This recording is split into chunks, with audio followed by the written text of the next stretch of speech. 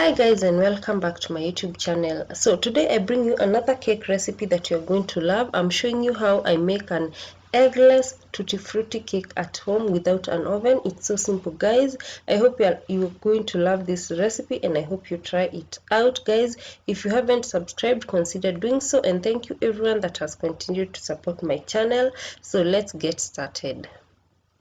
So I started off by greasing my baking tin, and I'm just applying cooking oil on the sides of the baking tin, and then I will dust the baking tin with 1 tablespoon of all-purpose flour.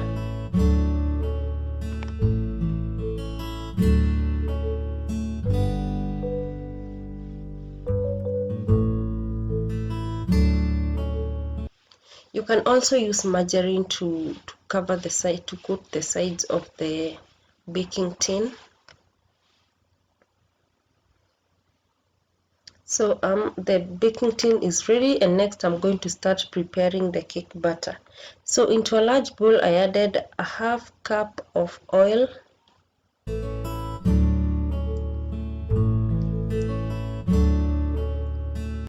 then I added a half cup of icing sugar, but you can use the normal sugar if you do not have icing sugar.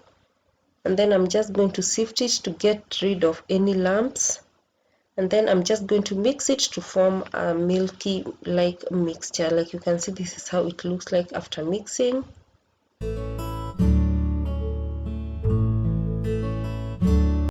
So next I'm going to sieve my dry ingredients, and I'm using 1 cup all-purpose flour.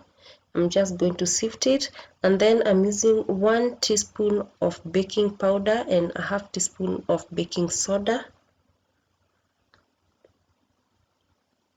and then a 1/3 cup of milk, and I'm just going to mix that.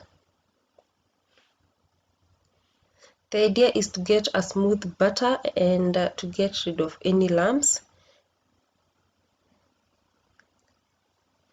Also, I noted that the cake batter was too thick and I had to add some milk.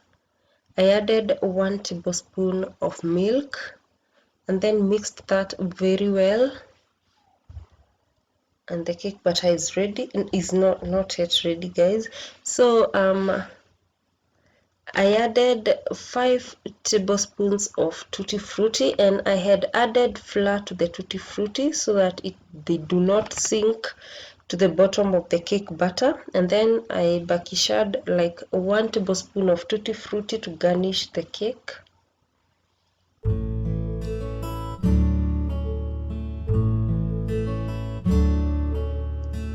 So I'm just going to transfer the cake batter to the prepared baking tin.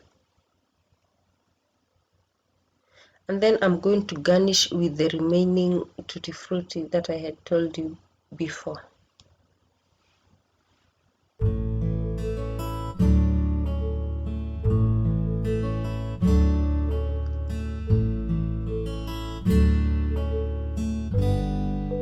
So the next thing is to tap the cake batter to get rid of any air bubbles, and the cake batter is ready to bake.